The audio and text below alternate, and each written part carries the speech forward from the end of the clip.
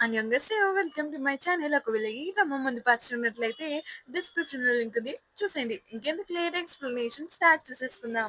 Episode స్టార్టింగ్‌లో మనకి చూపిస్తారు. డాక్టర్ హీరోని అడుగుతారు. మీ మీకంతా బానే కనపడుతుందా? చాలా బాగా కనబడుతుంది అని హీరో అంటాడు. మీకు పెద్దగా ఏం జరగలేదు. ఫీవర్ ఉండడంతో కళ్ళు తిరిగి పడిపోయారు అంతే అని డాక్టర్ అంటారు. అక్కడున్న వాళ్ళందరూ అసలుకి ఏం జరిగిందని, ఇతను ఎందుకు హానా వైపే చూస్తూ ఉన్నాడు? హీరో, హీరోయిన్ అక్కడ ఏం జరిగిందో చెప్పకుండా అక్కడి నుంచి వెళ్ళిపోతారు. నెక్స్ట్ సీన్‌లో మనకి చూపిస్తారు. జంగ్యాన్ ఇంకా హీరోయిన్ పక్క పక్కనే నుంచొని ఉంటారు. అప్పుడు హీరో అక్కడికి వచ్చి వాళ్ళిద్దరి మధ్యలో నుంచుంటాడు. అసలు మీరు ఏం చేస్తున్నారు? అని హీరో అడుగుతాడు. దాంతో జేహాంగ్ అంటాడు, కస్టమ్ ఆఫీసర్ యొక్క కాల్ రికార్డింగ్ చూస్తున్నాం. పైగా సస్పిషియస్ కాల్స్ ఏం రాలేదు. టెక్స్ట్ కూడా ఏం లేవు. అప్పుడు హీరో అంటాడు, తను ఎవరికీ దొరకకూడదని చాలా జాగ్రత్తగా ప్లాన్ చేసుంటాడు. నాకు తెలిసి అతనికి ఎవరో ఇన్ఫార్మర్ ఉండుంటారు. మనకి కార్ దొరికినప్పుడే అతనికి ఎవరో చెప్పుండాలి. వీళ్ళిలా మాట్లాడుతూ ఉండగా నెక్స్ట్ సీన్‌లో మనకి చూపిస్తారు. హీరో హీరోయిన్‌తో అంటాడు, "నువ్వు నాతో రా. నిన్నొక చోటకి తీసుకెళ్ళాలి" అని అంటే, "నేను రాను. నాకు చాలా పనులున్నాయి" అని హీరోయిన్ అంటుంది. దానికి హీరో అంటాడు, "ఒకవేళ నువ్వు రాలేదనుకో, నువ్వు ఏం చేసావో నేను అందరికీ చెప్పేస్తాను" అని అంటే, దాంతో హీరోయిన్ అంటుంది, "సరే వస్తున్నాను పద" అని అంటుంది. నెక్స్ట్ సీన్‌లో చూపిస్తారు. హీరో ఇంకా హీరోయిన్ లాస్ట్ టైమ్ ఎక్కడైతే కస్టమ్ ఆఫీసర్‌ని పట్టుకున్నారో ఆ ప్లేస్‌కి వెళ్తారు. అప్పుడు హీరో హీరోయిన్‌తో అంటాడు. లాస్ట్ టైమ్ ఈ ప్లేస్‌లోనే అతన్ని ఎవరితోనో ఫోన్ మాట్లాడటం చూసాను. నాకు తెలిసి ఆ ఇన్ఫార్మర్ అతనికి మెసేజ్ ఇచ్చుంటాడు. మనకి కార్ దొరికింది అన్నట్టుగా. ఆ ఫోన్‌ని అతను ఇక్కడే ఎక్కడో వేయడం నేను చూసాను.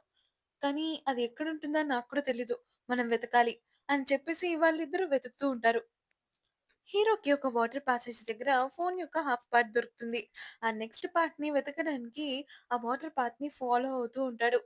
ఫోన్ యొక్క నెక్స్ట్ పార్ట్ కూడా అతనికి దొరికేస్తుంది. ఈ ప్రాసెస్‌లో హీరో చెయ్యి ఆ లిడ్ లోపల ఇరుక్కుపోతుంది. అప్పుడే హీరోయిన్ కూడా అక్కడికే వస్తుంది. హీరో అంటాడు, "చూడు చూడు నాకు చెయ్యి లాగేస్తుంది. ఎలా ఇరుక్కుపోయిందో చూడు. కాస్త హెల్ప్ చేయవా ప్లీజ్" అని అంటే, హీరోయిన్ "సరే వస్తున్నాను" అని అంటే, హీరో నవ్వడం మొదలుపెడతాడు. అంటే "ఇరుక్కోలేదా? నువ్వు ఇదంతా కావాలని చేస్తున్నావా?" అని అంటుంది. అప్పుడు హీరో అంటాడు, "ఏదో అలా సరదాగా అన్నాను" అని అంటాడు. అప్పుడు హీరోయిన్ అంటుంది, "లాస్ట్ టైమ్ జరిగిందంతా మర్చిపో సరేనా? ఎవరికీ ఏం చెప్పకు ఓకే" అని అంటుంది. దాంతో హీరో అంటాడు, "చాలా ఎండగా ఉన్నట్టుంది. ఒక సన్ స్క్రీన్ రాస్తే పోలేదు. పైగా వాటర్ బాటిల్ కూడా తెస్తావా?" అని టాపిక్ డైవర్ట్ చేయడానికి ట్రై చేస్తూ ఉంటాడు. హీరోయిన్ అక్కడి నుంచి వెళ్ళిపోతూ ఉంటుంది. అప్పుడు హీరో అంటాడు, "ఓయ్! నిజంగానే నా చెయ్యి ఇరుక్కుందిక్కడ. వింటున్నావా? ఒకవేళ నువ్వు గాని నాకు హెల్ప్ చేయలేదనుకో, నేను అందరికీ చెప్పేస్తాను.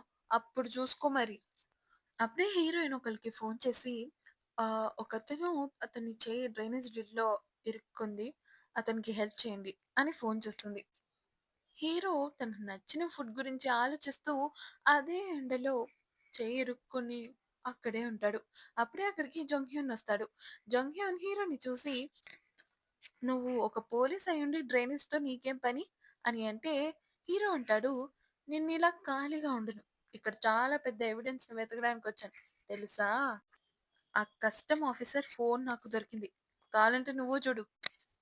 హీరో ఆ ఫోన్ పార్ట్‌ని చూపిస్తాడు. అప్పుడు జంగ్‌హ్యున్ అంటాడు, "నీకు ఇంకా హానాకి ఏమైనా సంబంధం ఉందా? ఒకవేళ నేను చెప్పాననుకో, నువ్వు చాలా ఫీల్ అవుతావు. సరే ఎందుకులే నీకు చెప్పి" అని హీరో అంటాడు.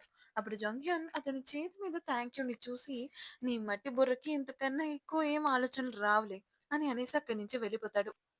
హీరో కలెక్ట్ చేసిన ఆ ఫోన్ ఎవిడెన్స్‌ని వాళ్ళు టెస్ట్ చేస్తారు. దాని మీద ఆ కస్టమ్ ఆఫీసర్ ఫింగర్ ప్రింట్స్ ఉంటాయి. ఆ ఫోన్‌లో ఉన్న సిమ్‌ని కూడా తీస్తారు. ఇంకా ఆ సిమ్‌ని రికవర్ చేసి అందులో ఉన్న డేటాని చూడటం మాత్రమే మిగిలింది. ఇది చూసి ఆ టీమ్ అందరూ హ్యాపీగా ఫీల్ అవుతారు. అప్పుడు హీరో జంగ్‌హ్యున్ వైపు చూసి, "చూసావా నేనేం చేశానో" అన్నట్టుగా చూస్తాడు. అందరూ హీరోని అప్రిషియేట్ చేస్తారు. నెక్స్ట్ సీన్‌లో జంగిల్ నూడిల్ షాప్ బయట జంగిల్ వాళ్ళ మదర్ కొంతమంది పిల్లలు తన షాప్ వాల్‌ని క్లీన్ చేయటం చూస్తుంది. అది చూసి వాళ్ళని అడుగుతుంది. "మీరివన్నీ ఎందుకు చేస్తున్నారు?" అని అంటే వాళ్ళు జరిగింది చెప్తారు. హీరో ఒకరోజు ఆ గోడల మీద రాసున్న బ్యాడ్ కామెంట్స్ అన్నిటిని రబ్ చేస్తూ చెప్తాడు.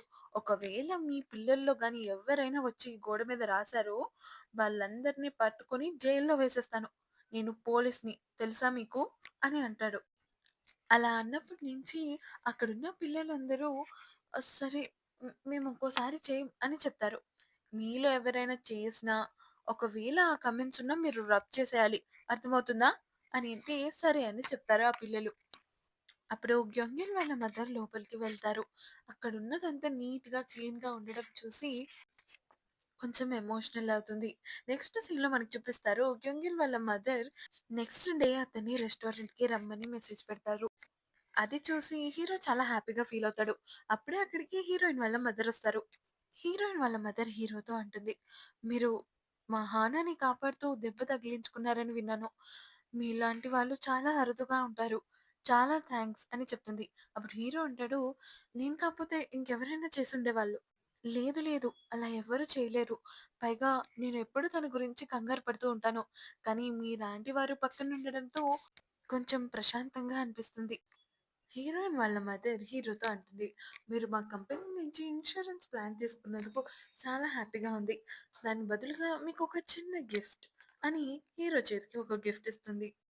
"మీరు ఇన్సూరెన్స్ తీసుకున్నారని చెప్పేసి హానాకి చెప్పకండి సరేనా?" "ఓకే" అని చెప్పేసి అక్కడి నుంచి వెళ్ళిపోతుంది హీరోయిన్ వాళ్ళ మదర్.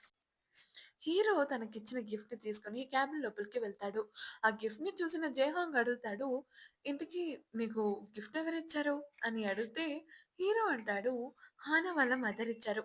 నేను తనని కాపాడినందుకు చాలా కృతజ్ఞతగా తను ఫీల్ అయ్యి గిఫ్ట్ నాకిచ్చారు" అని జంక్యాన్ వైపు చూస్తూ చెప్తాడు. అప్పుడు జైహాంగ్ అంటాడు, "ఏంటది? ఒకసారి ఓపెన్ చేసి చూడు" అని అంటే హీరో ఓపెన్ చేస్తాడు. అప్పుడు అదొక ఎయిర్ ప్యూరిఫైయర్. అది చూసి అది చాలా చిన్నగా కానీ క్యూట్ ఎయిర్ ప్యూరిఫైయర్.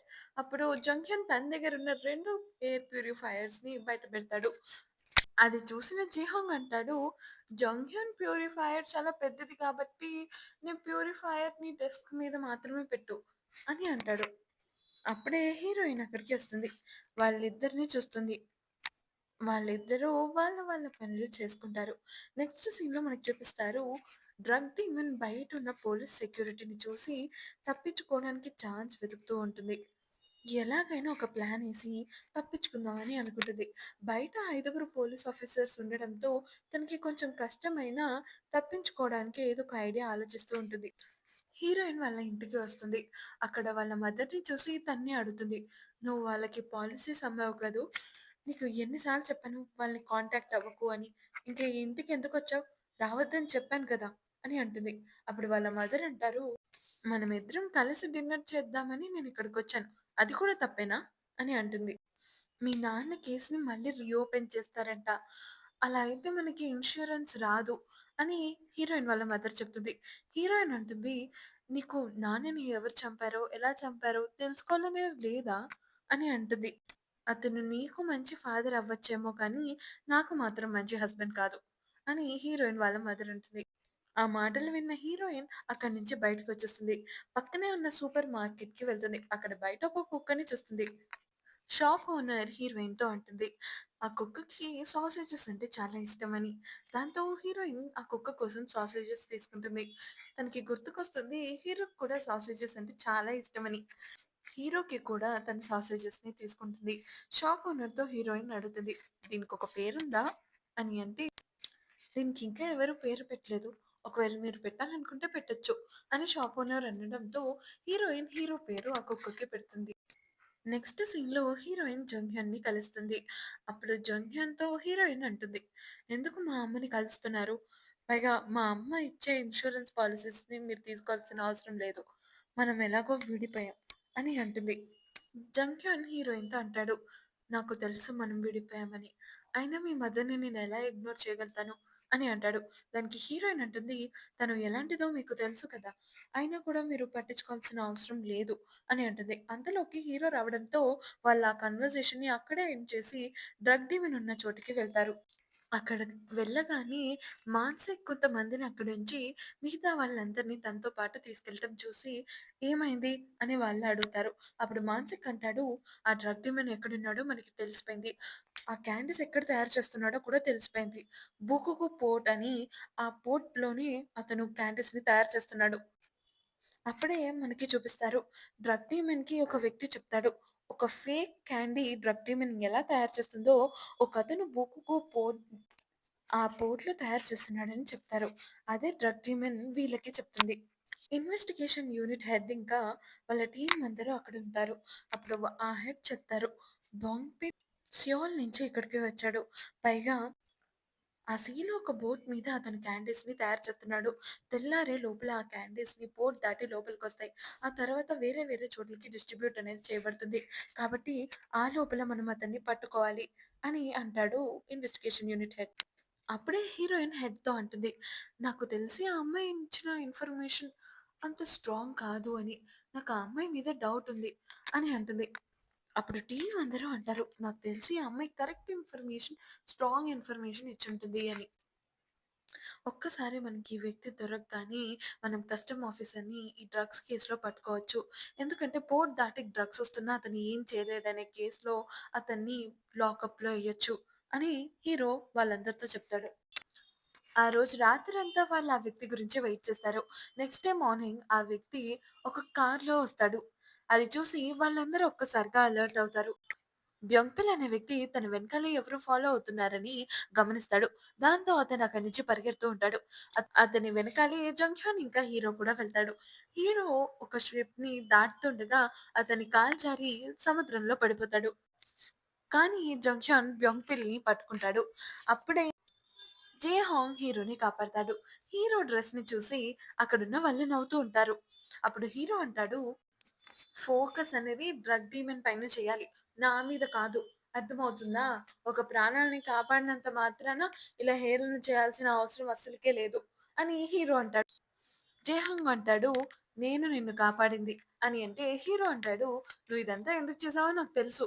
నేను ఆ రోజు నీ ఆకులు అవన్నీ తినేసాను కాబట్టి, నువ్వు నాకు హెల్ప్ చేయడం కోసమని చేసావు. అంతే కదా! ఆ రోజు జస్ట్ మిస్ అయింది. లేదంటే నీ ముక్కు మీద ఒకటి ఇచ్చేవాడిని" అని జేహంగ్ అంటాడు. హీరో తన చేతి మీద ఉన్న బ్యాండేడ్‌ని చూస్తాడు. అందులో థాంక్ యూ బదులు ఓన్లీ యూ ఉండడం చూసి అతను కొంచెం ఫీల్ అవుతాడు. లోపల ఉన్న బ్యోంగ్‌పిల్ పైన చాలా కోపంగా చూస్తాడు. మరోవైపు జంగ్‌హ్యోన్ ఆ బోట్ లోపలికి వెళ్తారు. ఎక్కడైతే క్యాండీస్ తయారు చేస్తున్నారో అక్కడ హీరోయిన్ కూడా ఉంటుంది. హీరోయిన్ జంగ్‌హ్యోన్‌తో అంటుంది, "చూడటానికి వ్రాపర్ కూడా డిఫరెంట్‌గా ఉంది. పైగా ఇక్కడ ఉన్న వాళ్ళు ఎవరు డ్రగ్ డీమన్‌ని చూడలేదంట" అని జంగ్‌హ్యోన్‌తో చెప్తుంది. ఇంతకీ మనం పట్టుకున్న వ్యక్తి నిజంగానే డ్రగ్ డీమనా? అని హీరోయిన్‌కి డౌటొస్తుంది. బయట హీరో ఇంకా జేహాంగ్ వాళ్ళిద్దరూ మాట్లాడుకుంటూ ఉంటారు. అప్పుడు జైహాంగ్ అంటాడు, "నాకు తెలిసి అతనికి తెలిసిందంతా చెప్పేసాడు. పైగా అతను ఎప్పుడు కస్టమ్ ఆఫీసర్‌ని ఇంకా డ్రగ్ డీమన్‌ని చూడలేదంట." అప్పుడే ఒక ఆఫీసర్ వస్తారు హెయిర్ శాంపిల్ తీసుకోవడానికి. హీరో అంటాడు, "నేను తీసుకుంటాను" అని. జైహాంగ్ అంటాడు, "నీకసల తెలుసా ఎలా తీసుకోవాలో?" అని ఆ వ్యాన్ లోపలికి వెళ్ళిపోతాడు. మరోవైపు మానసిక్ ఇంకా పోలీస్ హెడ్‌కి డ్రగ్ అనేది దొరుకుతది. అది ఒక పెయిన్ కిల్లర్‌కి వాడతారు అని అక్కడున్న ఆఫీసర్ చెప్తారు. అక్కడున్న ఆఫీసర్‌తో మానసిక్ అడుగుతాడు. "దీనివల్ల మాకేమైనా అప్రిషియేషన్ ఒస్తదంటారా?" అని అంటే ఆ ఆఫీసర్ అంటారు, "ఇప్పుడు చూసుకుంటే ఇంత పెద్ద డ్రగ్స్ అమౌంట్‌ని మీరు పట్టుకున్నారు ఇది తప్పకుండా ఒక సంచలన వార్త అవుతుంది" అని అంటారు. దాంతో మానసిక్ ఇంకా పోలీస్ హెడ్ అందరూ హ్యాపీగా ఫీల్ అవుతారు. నెక్స్ట్ సీన్‌లో హీరో వ్యాన్‌లో ఉన్న బ్యోంగ్‌పిల్‌ని అడుగుతాడు, "నువ్వు నిజంగానే డ్రగ్ డీమన్ కాదా? మరి కస్టమ్ ఆఫీసర్ తెలుసా నీకు?" అని అంటే, "ఎవరా drug demon? Every custom officer? నాకు వీళ్ళెవరు తెలీదు.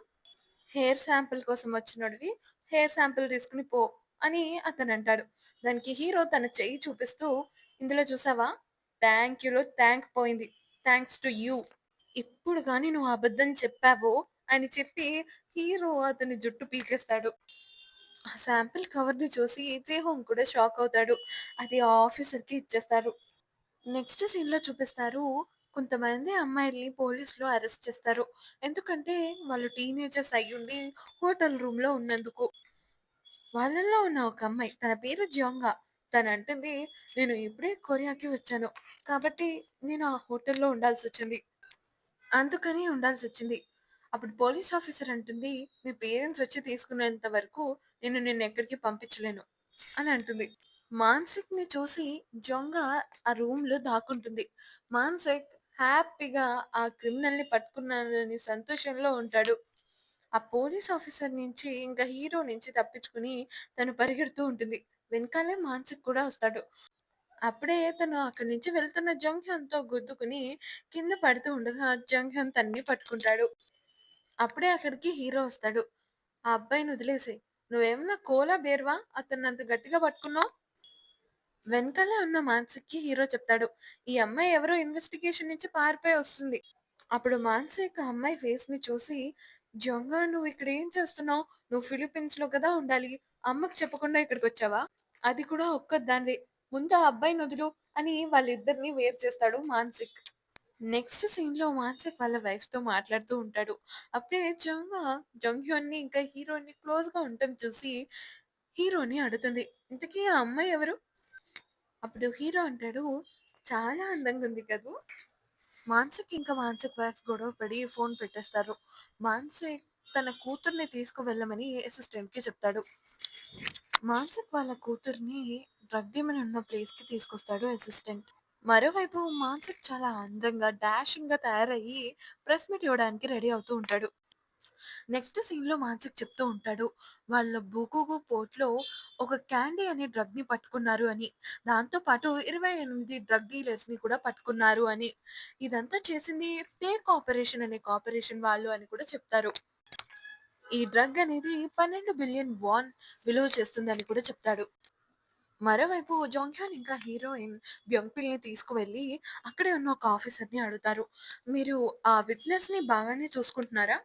ఇంతకీ తను ఇంకా ఏమైనా చెప్పిందా?" అని అక్కడే ఉన్న ఒక ఫైల్‌ని వాళ్ళు తీసుకొని వెళ్ళిపోతారు. ఇదెంత స్మూత్‌గా జరిగిందంటే ఆ పోలీస్ ఆఫీసర్ కూడా కనిపెట్టలేకపోతాడు. నెక్స్ట్ సీన్‌లో వాళ్ళు చంగిల్ షిప్పింగ్ రెవెన్యూ డేటాని చూస్తూ ఉంటారు. హీరోయిన్ మాన్సిక్‌కి చెప్తుంది. ఆ కంపెనీ కాన్స్టెంట్‌గా ప్రాఫిట్‌ని చేస్తూ వచ్చింది. 2008లో వాళ్ళు 238,000,000 వాన్‌ని చేయగలిగారు ఆ ఫైనాన్షియల్ ఇయర్‌లో. ఆ నెక్స్ట్ ఇయర్‌లో వాళ్ళు బ్యాంక్రప్ట్ అయిపోయారు. అప్పుడు జొంగ్‌హ్యన్ అంటాడు, వాళ్ళు ఆ సంవత్సరం 400 బిలియన్ వాన్‌ని చేశారు. అయినా కూడా వాళ్ళు కావాలని బ్యాంక్రప్ట్ అని చెప్పుకున్నారు. ఎందుకంటే అప్పుడున్న సీఈఓ మీద ఒక ఫ్రాడ్ కేస్, ఇంకా కొన్ని కేసులనేవి బుక్ అయినాయి. దానివల్ల అతను ప్రజల ట్రస్ట్‌ని కోల్పోయాడు. ఇదంతా జరిగాక ఈ కంపెనీని కొనుక్కున్న కంపెనీ ఏంటో తెలుసా? తే కార్పొరేషన్. అప్పుడు మానసిక్ అంటాడు, "మార్నింగ్ మనం డ్రగ్ కేస్‌లో పట్టుకున్నాం ఆ కంపెనీయా?" అంటే హీరోయిన్ అవును అని అంటుంది. ఈ కార్పొరేషన్ ఎప్పుడైతే ఆ కంపెనీని కొనిందో, ఆ తర్వాత వాళ్ళు నేషనల్ వైడ్‌గా బెస్ట్ ఇండస్ట్రీగా పేరు తెచ్చుకున్నారు. అప్పుడే జంక్యాన్ అంటాడు, "ఈ దే కార్పొరేషన్ ఇంకా జే9 సెక్యూరిటీ పార్ట్నర్స్. ఈ జే9 సెక్యూరిటీ ఓనర్ మరెవరో కాదు, హీరో కోచ్" అని జంక్యాన్ చెప్తాడు. మాన్సిక్ అంటాడు, "తే కార్పొరేషన్ అనేది కెమికల్స్‌ని స్మగుల్ చేసి రష్యన్ ఫిషెస్ అని చెప్పి అందులో ఈ డ్రగ్‌ని పెట్టి వాళ్ళు జే9 సెక్యూరిటీ హెల్ప్ ద్వారా అది డ్రగ్ డీమన్‌కి పంపిస్తున్నారనుకుంటా. అయితే ఆ బ్యోంగ్‌పిల్ చెప్పేది నిజమే. తను డ్రగ్ డీమన్ కాదనమాట. అయితే వీళ్ళందరినీ కవర్ చేసేది కస్టమ్ ఆఫీసర్ అన్నమాట" అని హీరో అంటాడు. ఇప్పుడు మనకి అందరి గురించి తెలిసిపోయింది కాబట్టి మనం ఎలాగైనా వాళ్ళని పట్టుకుందాం అని అంటే జంగ్యాన్ అంటాడు, "ఇదంత ఈజీ విషయం. ఇప్పుడు మనకి మొత్తం తెలిసిపోయింది కాబట్టి మనం ఎలాగైనా వాళ్ళని పట్టుకుందాం" అని హీరో అంటాడు. దానికి జంగ్యాన్ అంటాడు, "ఇదంత ఈజీ కాదు. ఈ టేక్ ఆపరేషన్‌ని రన్ చేసే సీఈఓ పేరు స్టీవ్ రో." అప్పుడు హీరోయిన్ అంటుంది, "ఇతను కన్నా వాళ్ళ ఫాదర్ చాలా పవర్‌ఫుల్ పొజిషన్‌లో ఉన్నారు. అతను మన సిటీ మేయర్" అని చెప్తుంది. అప్పుడే మనకి చూపిస్తారు మేయర్ ఇంకా కమిషనర్ ఇద్దరు టెన్నిస్ ఆడుతూ ఉంటారు. అప్పుడే మేయర్‌కి ఒక ఫోన్ వస్తుంది. అదేంటో చెప్పరు కానీ హీరో వాయిస్ అయితే వినబడుతుంది. అందుకేనేమో ఆ కస్టమ్ ఆఫీసర్ అలా ప్రవర్తించాడు. అతని వెనకాల మేయర్ ఉన్నాడు కాబట్టి. అప్పుడే జేహాంగ్ అంటాడు, "అయితే ఈ విషయం పోలీస్ హెడ్‌కి తెలిసే ఉంటుంది. అందుకే మనల్ని ఇమ్మన్నారేమో ప్రెస్ మీట్." ఈ విషయం తెలుసుకున్న మాన్సే కోపంగా పోలీస్ హెడ్ వైపుకు వెళ్తాడు.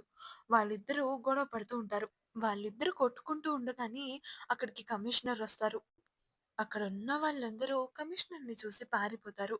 కానీ మాన్సిక్ ఒక్కడే అతని చేతికి దొరుకుతాడు. మానసిక్ ఆపరేషన్ కండక్ట్ చేసినందుకు మానసిక్ తిట్లు తింటూ ఉంటాడు. మరోవైపు కస్టమ్ ఆఫీసర్‌ని ఒక వ్యక్తి పిలుస్తాడు.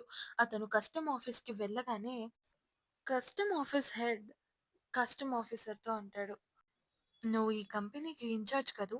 మేయర్ నీలాంటి వాడిని పెట్టుకొని ఇన్ని సంవత్సరాలు ఏం తెలియకుండా, ఇలాంటివి అవ్వకుండా చూసుకోవడానికే కదా నిన్ను పెట్టింది. కానీ నువ్వు ఆయన పేరు బయటకొచ్చేలాగా చేశావు."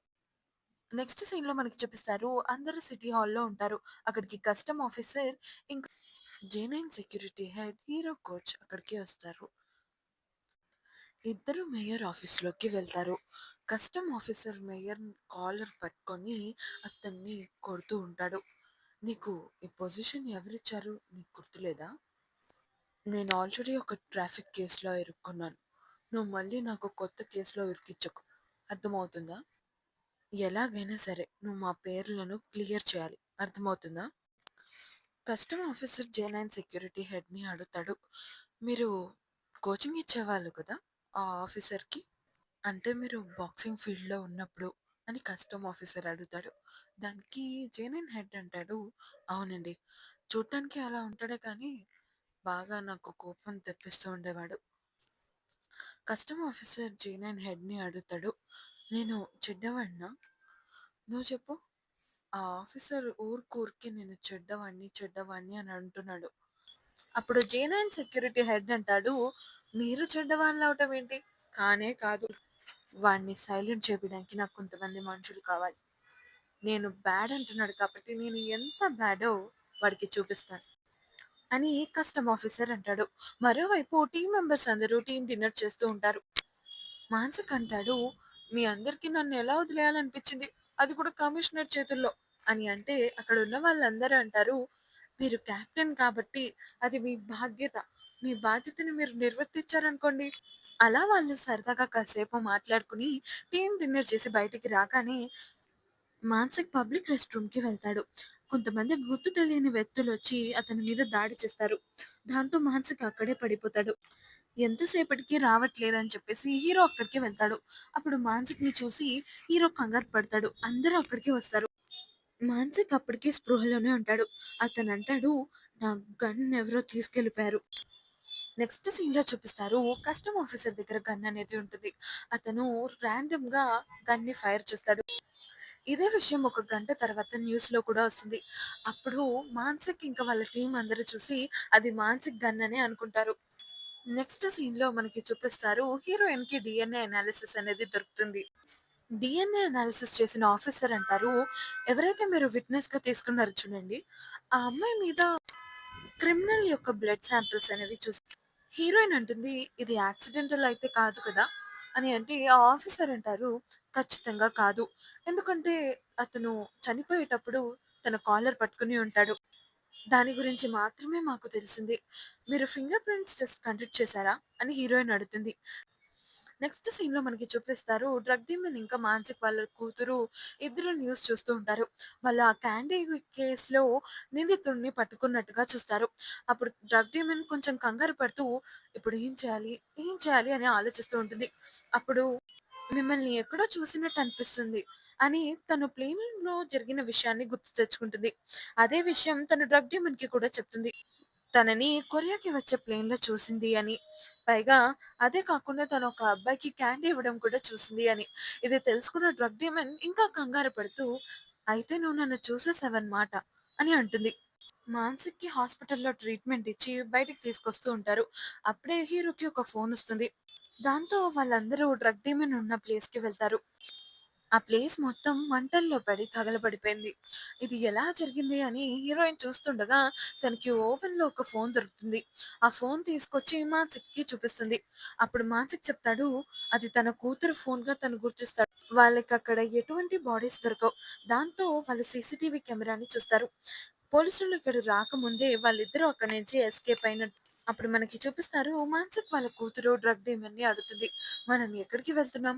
"ఒక అందమైన ప్లేస్‌కి" అని డ్రగ్ డీమన్ చెప్తుంది. అక్కడున్న వాళ్ళందరూ కంగారు పడుతూ మాన్సిక్ వాళ్ళ కూతుర్ని వెతకడానికి వెళ్ళిపోతారు. మరోవైపు డ్రగ్ డీమన్ ఒక షాప్‌లో అందమైన డ్రెస్‌ని చూస్తుంది. అది చూసి తనకి కావాలని అనిపిస్తుంది. అప్పుడే అక్కడికి ఒక ఫెరారీ వస్తుంది. ఆ ఫెరారీ విండో ఓపెన్ చేసి కస్టమ్ ఆఫీసర్ డ్రగ్ డీమన్‌తో మాట్లాడుతూ ఉంటాడు. "నువ్వు ఇన్ని రోజులు ఎందుకు పట్టింది బయటికి రావడానికి? అక్కడ నచ్చిందా?" "అవును, బావుంది" అని అంటుంది. మాన్సిక్ వాళ్ళ కూతుర్ని చూపించి డ్రగ్ డీమన్ అంటుంది, "నా కొత్త ఫ్రెండ్ పరిచయం చేయనా?" అని అంటే కస్టమ్ ఆఫీసర్ అంటాడు, "నా గన్‌లో ఇంకా ఒక బుల్లెట్ ఉంది. షూట్ చేయమంటావా?" మరోవైపు మాన్సిక్ ఇంకా టీమ్ మెంబర్స్ అందరూ మాన్సిక్ వాళ్ళ కూతుర్ని వెతుకుతూ ఉంటారు. కానీ వాళ్ళకి ఎక్కడ వెతికినా తను కనబడదు. అప్పుడే జంక్యాన్‌కి ఒక ఫోన్ రావడంతో టీమ్ మెంబర్స్ అందరిని ఆ లొకేషన్‌కి రమ్మంటాడు జంక్యాన్. టీమ్ మెంబర్స్ అందరూ జంక్యాన్ చెప్పిన లొకేషన్‌కి వచ్చేస్తారు. మాన్సిక్ గుండె వేగంగా కొట్టుకుంటుంది. తన కూతుర్ని చూడగానే మాన్సిక్ అంటాడు, "నువ్వు ఏమైపోయావో అని నేను ఎంత బాధపడ్డానో తెలుసా?" అప్పుడు మాన్సిక్ వాళ్ళ కూతురు అంటుంది, "నాన్న అందరూ ఉన్నారు. బాగోదు." అందరూ ఊపిరి పీల్చుకుంటారు. అప్పుడే హీరో కోసం ఒక పార్సెల్ వస్తుంది. "ఇది ఎవరు పంపించారు?" అని అడిగితే, "ఏమో సార్, మీకే ఇమ్మని చెప్పారు" అని ఆ పార్సెల్ ఇచ్చిన వ్యక్తి చెప్తాడు. ఓపెన్ చేసి చూస్తే అది మాన్సిక్‌కి ఒక గన్. అప్పుడే హీరోకి ఒక ఫోన్ వస్తుంది. అది గ్యొంగిల్ వాళ్ళ మదర్ నుంచి. అప్పుడు ఎంటనే భయంతో అక్కడికి వెళ్లి చూడగానే గ్యొంగిల్ వాళ్ళ మదర్‌ని ఎవరో గాయపరుస్తారు. అది ఎవరో కాదు, కస్టమ్ ఆఫీసర్. నాకే గాని ఆ గన్ చేతిలో ఉండుంటే ఈ పాటికి ఆ కస్టమ్ ఆఫీసర్ గాడిని ఏసేసేదాన్ని. కానీ అయన్నీ అవ్వే పనులు కాదనుకోండి. హీరో అక్కడికి ఎళ్ళగానే అది చూసి చాలా షాక్‌లో ఉండిపోతాడు. మరోవైపు హీరో ఇంట్లో దొరికిన బుక్‌ని తీసుకొని డ్రగ్ డీమన్ చదువుతూ ఉంటుంది. తన చిన్నప్పుడు విషయాలన్నీ హీరో ఆ బుక్‌లో రాస్తాడు. అప్పుడే మనకి నెక్స్ట్ సీన్‌లో చూపిస్తారు. హీరో తన చిన్నప్పుడు వాళ్ళ మదర్ చనిపోయినప్పుడు జొంగిల్ వాళ్ళ మదర్ తన సొంత కొడుకులాగా పెంచింది. తన కష్టంలో తన తోడుగా ఉంది. ఇంకా తను సాధించడానికి కూడా కారణం గ్యొంగిల్ వాళ్ళ మదరే. చిన్నప్పుడు వాళ్ళ నాన్న వాళ్ళ మదర్‌ని కొడుతూ ఉండగా, గ్యొంగిల్ వాళ్ళ మదర్ అడ్డుపడేది. వాళ్ళ మదర్ చనిపోయినప్పుడు కూడా హీరోకి అండగా గ్యొంగిల్ వాళ్ళ మదర్ ఉంది. హీరో కోపంగా, బాధతో తన జ్ఞాపకాలన్నీ గుర్తు తెచ్చుకొని కస్టమ్ ఆఫీసర్ పనిచేసే పోర్ట్‌కి వెళ్తాడు. అంతే వేగంగా, అంతే కోపంగా ఒక పంచ్ కస్టమ్ ఆఫీసర్‌కి ఇస్తాడు. హీరో తన రివెంజ్‌ని తీసుకుంటాడా? జంగిల్ వాళ్ళ మదర్ బతికే ఛాన్సెస్ ఉన్నాయంటారా? తెలుసుకోవాలంటే నెక్స్ట్ పార్ట్ కోసం వెయిట్ చేయండి. Thanks for watching. Please like and subscribe to my channel.